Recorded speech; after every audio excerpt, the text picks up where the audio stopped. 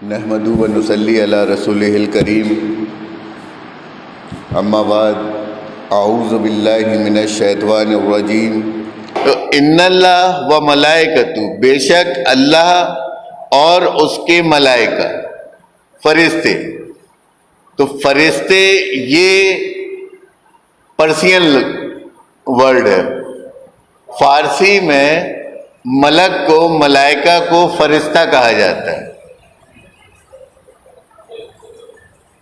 और फरिश्ते का जो तसव्वुर है वो एक अलग तरह की मखलूक का है, जिसको कुरान रिजेक्ट करता है, रद्द करता है। कुरान जो भी बात करता है वो अक्ल और शऊर और इल्म के दायरे में रह के करता है, तस्दीक शुदा बात करता है, जो मुस्तनद होती है, जिसकी सनद होती है, जिसमें सदाकत होती है। और कुरान के हिसाब से, अरबी के हिसाब से मलाइका के जो मायने हैं वो कुव्वतें हैं। कौन सी कुव्वत है? जैसे सुनने की एक कुव्वत है, देखने की एक कुव्वत है, सोचने समझने की एक कुव्वत है। ये कुव्वतें ही हैं। और तमाम कुव्वतें अल्लाह के नज़दीक ही जमा है, वही उस पर कादिर मुतलक है। तो बेशक अल्लाह और उसके मलाइका युसल्लूना अलन नबी, वो सलात करते हैं ऊपर नबी के। तो देखिए, सलात, पहले इसको थोड़ा सा समझ लें कि सलात, जैसा कि आयत कहती है कि कुल्लुन सय्यिन, तमाम शय कद अलीमा, इल्म रखती है, जानती है। सलातहु, उसकी सलात का, यानी अल्लाह की सलात का, वह तस्बीह हो, और उसकी तस्बीह का, यानी अल्लाह की तस्बीह का। तो जो अल्लाह की जो सलात है, अल्लाह की जो तस्बीह है, उसका इल्म हर शय को है। और उसी इल्म के सबब वो मुतहर्रिक है। सूरज उसी की सलात, उसी की तस्बीह के मातहत ही गर्दिश कर रहा है। चांद भी वैसे ही कर रहा है, आसमान और अर्द भी वैसे ही काम कर रहे हैं, क्योंकि सब उसकी सलात और उसकी तस्बीह का इल्म रखते हैं, और उसी के मातहत वो भी तस्बीह और सलात करते हैं। या इसको यूं कह लें कि इस कुल कायनात की जो तस्बीह और सलात है, वो दरअसल अल्लाह की तस्बीह, अल्लाह की सलात है। सलात और तस्बीह, सलात कम्युनिकेशन, यानी एक ख्याल को दूसरे ख्याल से जोड़ना, एक विचार को दूसरे विचार से जोड़ना, एक समझ को दूसरी समझ से जोड़ना, एक सोच को दूसरी सोच से जोड़ना, एक इरादे को दूसरे इरादे से जोड़ना, ये सलात है। और सलात में जो दखल होता है वो हयातियात का होता है। सलात के लिए हयात का होना जरूरी है, नफ्स का होना जरूरी है। बगैर नफ्स के सलात का क़याम नहीं है, क्योंकि दो नफ्सों के बीच होने वाले जोड़ को, होने वाले वार्तालाप को, होने वाले कन्वर्सेशन को, होने वाली बातचीत को, होने वाले लेन देन को, होने वाले कम्युनिकेशन को सलात कहते हैं। दो नफ्सों के बीच होने वाले लेन देन को सलात कहते हैं। तो मुमकिन है कि जब दो नफ्स आपस में लेन देन करेंगे तो एक की हैसियत फाइल की होगी, दूसरे की हैसियत मफूल की होगी। एक की हैसियत सब्जेक्ट की होगी और दूसरे की हैसियत ऑब्जेक्ट की होगी। एक उसमें देने वाला होगा और दूसरा उसमें लेने वाला होगा। तब सलात का क़याम होगा, तब सलात का क़याम होगा। जैसे हम ज़रूरतमंद हैं और वो ज़रूरत का पूरा करने वाला है, तो जब एक ज़रूरतमंद ज़रूरत के पूरे करने वाले से जुड़ के और लेन देन करता है तो उस लेन देन को सलात कहते हैं। और चूंकि ये सलात दो नफ्स नुफूस के दरमियान है तो मुमकिन है कि ये इरादतन होगी, ये होशो हवास में की जाएगी। लेने वाले को मालूम होगा कि वो क्या ले रहा है और देने वाले को इस बात की खबर होगी कि वो क्या दे रहा है। दोनों इस बात पे, इस सच्चाई पे, इस हकीकत पे, इस हक पे मौजूद होंगे,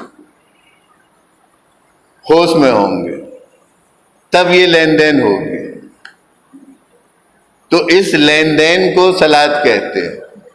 अल्लाह ने इंसान को अलावा जितने भी जानदार उनको उनकी ज़रूरत के लिए, ज़रूरत को पूरा करने के लिए, हाजत को पूरा करने के लिए, अपनी नीड्स, अपनी रिक्वायरमेंट्स को पूरा करने के लिए जो तरीका सिखलाया है वो है सलात। और इल्म की हालत में और ला इल्मी की हालत में, चाह कर और ना चाह कर,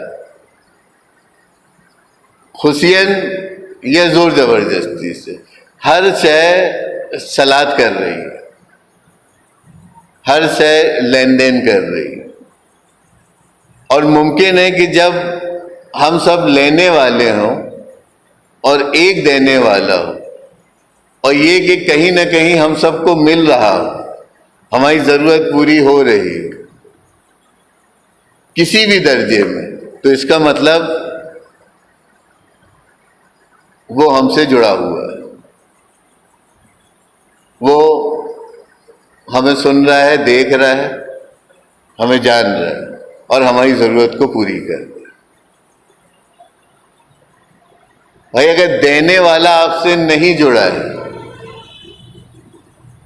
तो इसका मतलब आपको मिलेगा नहीं, और ये कि आपको मिल रहा है इसका मतलब वो दे रहा है।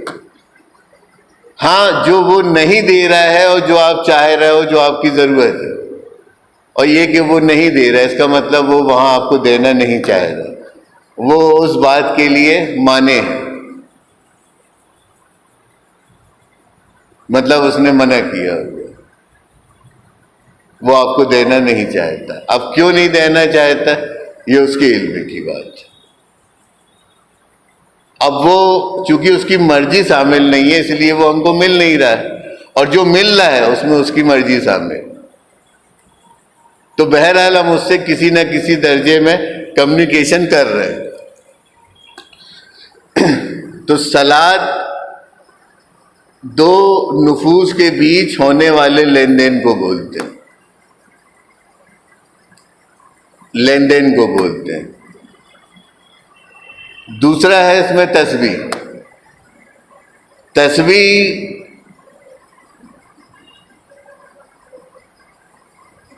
जो हम हरकत करते हैं या कोई भी शय जो हरकत करती है उसका मुतहर्रिक होना, हरकत करना, हाजतमंद होना, ज़रूरतमंद होना, ये उसकी तस्बीह है। तो तस्बीह का दखल मादियत के दरमियान होता है, दो मैटर के दरमियान होता है, दो बेजान के दरमियान होता है। तो दो मैटर के दरमियान, बेजान के दरमियान जिसमें लाइफ नहीं है, उसमें जो हरकत हो रही है, उनकी जो हरकत है, उसको तस्बीह कहा जाता है। जैसे कि हमारा जिस्म हमारा ये मिट्टी है, लेकिन बावजूद उसके ये हरकत रहा है। जमीन ये भी गर्दिश कर रही है, सूरज वो भी गर्दिश कर रहा है, चांद वो भी गर्दिश कर रहा है, जितने भी प्लैनेट्स हैं सब गर्दिश कर रहे हैं। ये के समावात और अर्थ सब गर्दिश। कुल्लू सय्यन फी फलकिन यस्बहू, हर शय जो फलक में, हर शय फलक में यस्बहून तस्बीह कर रही है, हरकत कर रही है। ये पंखा जो घूम रहा है, ये इसकी तस्बीह है। जमीन का घूमना, सूरज का हरकत करना, चांद का हरकत करना, ये सब तस्बीह है। हर शय मुतहर्रिक है, और चूंकि वो हरकत कर रही है इसीलिए वो जरूरतमंद है, वो हाजतमंद है। क्योंकि जब वो हरकत करेगी तो मुमकिन है कि ईंधन, उसको हरकत करने के लिए ग़िज़ा चाहिए। अगर जानदार है तो उसको ग़िज़ा चाहिए, अगर बेजान है तो उसकी भी ग़िज़ा है, उसको भी फ्यूल लगेगा, ईंधन लगेगा। लेकिन हरकत के लिए वो भी, उसको भी ईंधन चाहिए। बिगर ईंधन के वो भी हरकत नहीं करेगा। लकड़ी को अगर आप जला रहे, लोहे को अगर आप पिघला रहे, पानी को अगर आप उबाल रहे या जमा रहे, तेल को अगर आप जला रहे, सब में ईंधन लगता है, फ्यूल लगता है, एनर्जी लगती है। तब जाके वो तस्बीह कर पाता है, वो हरकत कर पाता है। तो तस्बीह हरकत को कहते हैं। अब ये कि हरकत में एक वो हरकत होती है जो किसी दिशा और दशा की पाबंद होती है, और एक हरकत वो होती है जिसमें न दिशा होती है और न दशा होती है, लेकिन हरकत होती है। तो जो गैर जरूरी हरकत है, जो किसी दिशा और दशा की पाबंद नहीं है, वो शैतान की हरकत है, वो शैतानी हरकत है। और जो हरकत दिशा और दशा की पाबंद है, वो रहमानी हरकत है, वो रहमान की दी हुई हरकत है। तो जब भी कोई हरकत हो तो उसकी दिशा और दशा से उसकी शनाख्त कर लिया करो, उसकी पहचान कर लिया करो कि वो हरकत है किसकी। ऐसा तो नहीं कि वो शैतान की हो और हम रहमान की समझें, और वो हरकत रहमान की हो और हम शैतान की समझें। तो हमें बड़ी होशमंदी से उस तस्बीह की शनाख्त और पहचान कर लेनी है कि वो तस्बीह किस सिमत में की जा रही है, किस हालत में की जा रही है। तो बहरहाल ये तस्बीह है। अब ये कि सलात चूंकि एक लेन देन है दो नफूस के बीच, साइकी के बीच, तो मुमकिन है कि ये लेन देन करने के लिए तस्बीह भी ज़रूरी है। बगैर तस्बीह के, बगैर हरकत के सलात नहीं हो सकती है। सलात करने के लिए, सलात के क़याम के लिए तस्बीह का होना ज़रूरी है, कंपलसरी है। जब हरकत होगी तब तो लेन देन होगी, और हरकत ही नहीं होगी तो सलात नहीं होगी। तो सलात के लिए तस्बीह ज़रूरी है, तब जाके सलात होगी। और सलात में फिर से इसको ध्यान में रखिए, याद रखिए कि ये जो लेन देन है हमारा, कौन सा वाला लेन देन? लेन देन हम कैसे करते हैं, अच्छा बताइए। कोई भी जानदार देने वाले से, उस मालिक से, उस खालिक से लेन देन कैसे करते हैं?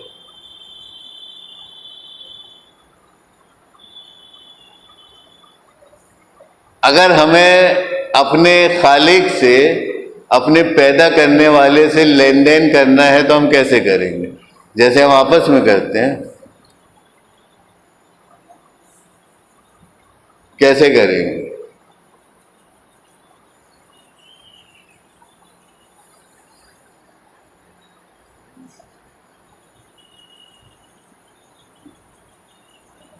उससे अगर हमें लेन देन करना हो तो कैसे करेंगे? मान लीजिए जब हमें प्यास लगती है तो पानी कौन देता है? अता कौन करता है? अल्लाह। तो जब हमें प्यास लगती है तो हम उसको बताते कैसे हैं कि प्यास लगी है? क्या हम घर के बाहर निकल के आसमान की तरफ मुंह करके और चीखते चिल्लाते हैं, ललकारते हैं?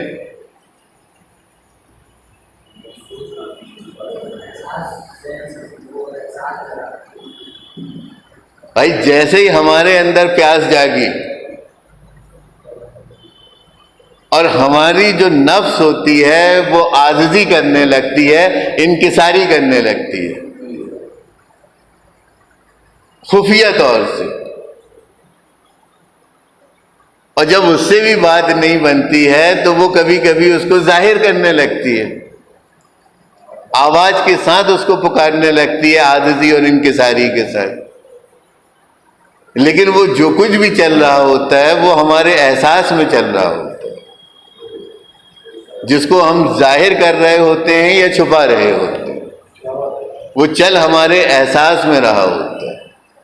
तो वो जो हमारे एहसास की जो भाषा है, जो जुबान है, जिसे क्या कहा जाता है?